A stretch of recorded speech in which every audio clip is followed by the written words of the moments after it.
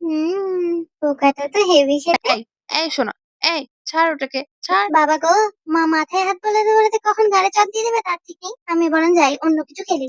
বাহ, এই প্লেনটাও তো দারুণ হয়েছে। তবে যাকগে যা, প্লেনটার থেকে এই ব্যাঙটা বেশি দারুণ।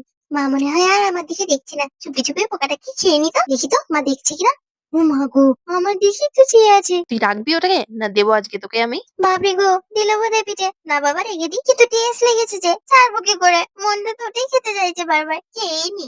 আবার আবার আবার খাচ্ছিস তুই ওটাকে? এবার দেবো নাকি পিঠের মধ্যে একটা? এত খেলনা রয়েছে তাতেও ওটা খেতে হবে, একদম হাসবি না বলে দিচ্ছি। হে হে, আমি তো কিউট, মা আমার হাসিতেই মজে যাবে, একটু বকতে পারবে না।